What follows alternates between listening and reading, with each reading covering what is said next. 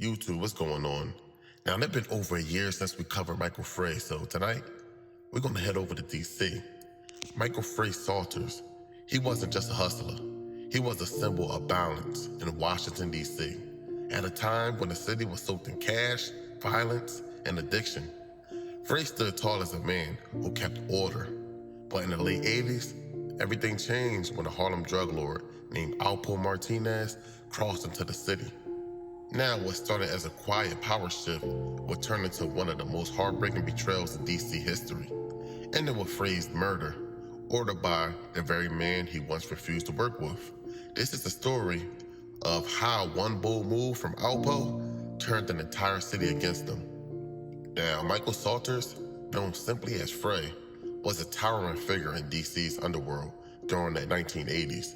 He wasn't flashy, he wasn't loud, he didn't need to be. In a city full of shooters and street bosses, Fray was different. He was respected across the board. See, Fray had the money, Fray had the power, and Fray had the connections. But he also had something few street legends truly possess, and that's discipline. Fray wasn't about chaos. He wasn't about flashy. He wasn't about the murder or reckless beefs. If there was an issue between crews, he was the one who stepped in to de-escalate the situation. He kept peace in the game. Not because he was soft, but because he understood what happens when the streets spiral out of control. In many ways, Fray was a diplomat in a violent economy. Now, one thing a lot of people don't talk about is his deep ties in New York. Not just business-wise, but relationships. He knew the climate up there.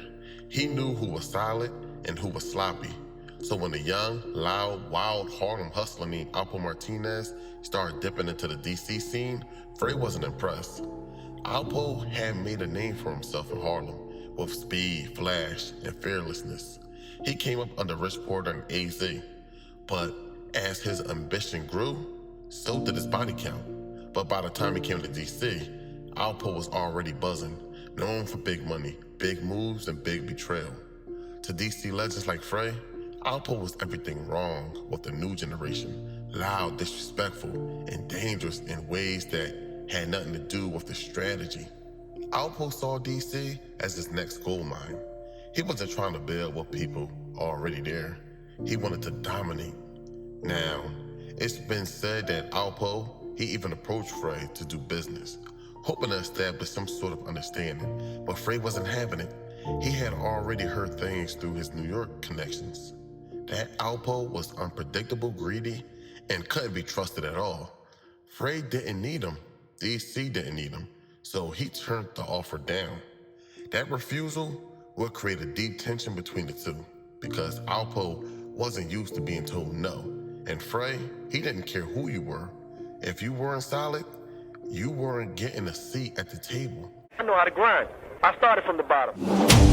We have fragrances that represents 5 major factors of the game. Dime essence, for the true dimes of the game. For the ones that knows how it feels to hit boss status. Gold Vixen is for the ladies that put love spells on men. She'll have him in a different city Friday, send him home broke to his family by Sunday. Phantom is for the quiet money. They didn't see you exit the room, but could still smell you. Poison Petals is for all the boss ladies. Nothing's more dangerous than a female that can put money on you. Then you got Crown Syndicate, for all the hustlers wearing a crown and refuse to come last. Head over to Members 22 and pick what suits you. And for the ones that don't, you never had it in you anyway.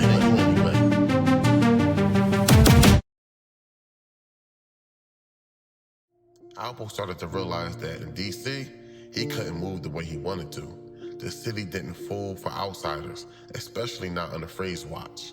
Other street guys were hesitant to line up behind Poe because they knew Fray didn't rock with him. They made things complicated. Alpo wanted to expand. He wanted the same control in DC that he had started to build in Harlem, but Fray was a problem. He wasn't letting his city fall into Alpo's hands. Word was out that Fray didn't co-sign Alpo, and in the game built on respect, that co-sign mattered. It got to a point where Fray's presence was actively stopping people from doing business with Alpo. Dudes didn't want to cross Fray. Even if the money was good, the long-term loyalty was with the man who had kept the peace and fed the streets fairly for years. Alpo saw it as disrespect. He saw it as a threat to his empire. And like he had done in Harlem, when things didn't go his way, he made a decision that would burn every bridge behind him. Now, if you ask the average Alpo fan, they will say that Alpo didn't make moves emotionally. He made them strategically. Well, if you ask me, these motherfuckers crazy. But when Alpo, he realized Fray wasn't going to budge, he allegedly ordered a hit. Yeah, he hit him through his DC shooter, known as Michael Jackson. And we ain't talking about the singer, but the notorious hitter.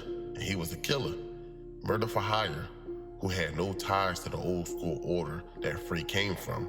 Now, it was a bold, reckless, and cold move.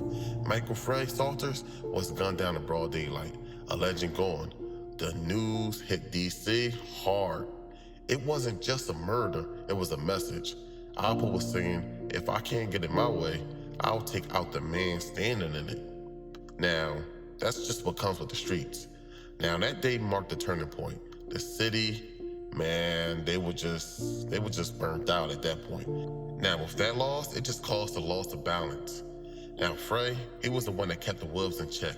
Without him, it was open season. And more than anything, people hated Alpo for it. Not just because of the murder, but because he brought Harlem drama to the city that never needed it. He turned the game into something it was never supposed to be. Now, we already talked about the killings and the grimy shit, but I don't know, it was just different. An outsider causing all this bullshit. After Fray was gone, DC streets changed overnight. Alpo started moving freely. He had Wayne Perry in his corner now. The DC hitmen, known for going above and beyond on missions, bodies started dropping, flashy cars and reckless killers became the new norm. But something else happened too, resentment. Now, resentment started to grow. Alpo wasn't loved. He wasn't respected, he was feared. Sure, but he wasn't embraced. That's why even after his long prison term, he couldn't truly come back to Harlem or DC without watching his back. Well, in the beginning, he got comfortable and nobody did nothing. Now the streets remembered what he did to Fray, and they never forgave him. Fray wasn't perfect, but he stood for something, and that something died with him. Alpo, he stood for himself, and eventually, the streets caught up with him too. Now, Michael Frey Salters didn't need to be in every magazine or music video to be a legend. His name rang because he moved with a code, respect, and consistency. He made millions, but he also made peace. He could have let Alpo into his circle and got richer, but he chose to chill. See, Alpo Martinez and Michael Frey Salters couldn't coexist in the same city. They represented two opposing codes of the game. Frey stood for structure, peacekeeping, and order. He believed in the old DC way, handling your business, feed your team, keep violence strategic, and at a minimum, Alpo stood for speed, dominance, and chaos. He was flashy, aggressive.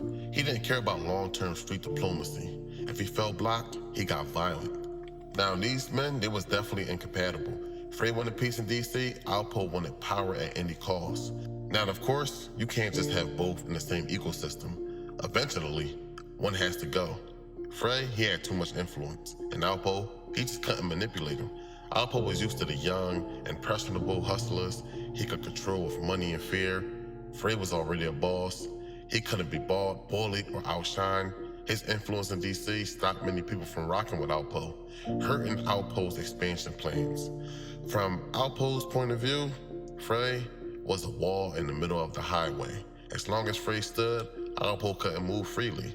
Frey had real NY connections, and he knew Alpo's flaw early.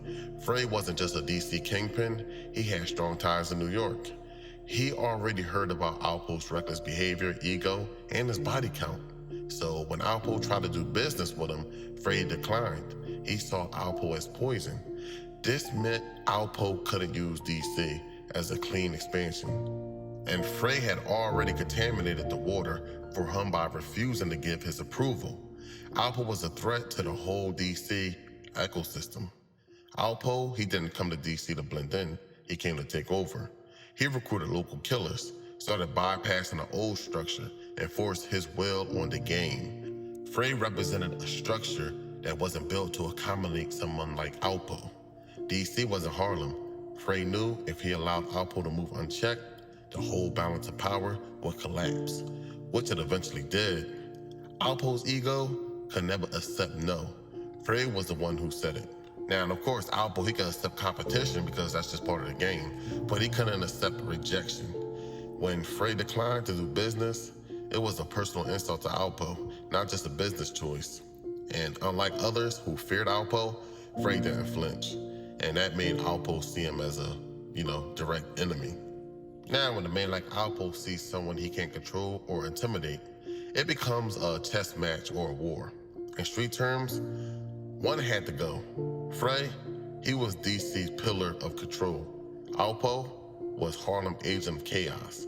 In the same city, their values, tactics, and goals were fundamentally at odds. Fray wasn't going to bow. Alpo, he wasn't going to slow down. And in the end, that tension exploded into one of the boldest, most disrespectful murders in DC history. In the end, Alpo killed one man who might have saved him from himself. Because Fray, he would never let him spiral the way he did. He would have checked him, made him move smarter. But Alpo, he didn't want a mentor. He wanted control. Now, with that decision, it cost both of them everything. One died a legend, one died a traitor and backstabber. But DC, the day Fray died was the day the old streets died with him. Don't forget to hit the like button. Go to members22.com. Check out the merchandise. Check out the Patreon. Get the likes up. Show love. Y'all take it easy tonight. I'm out.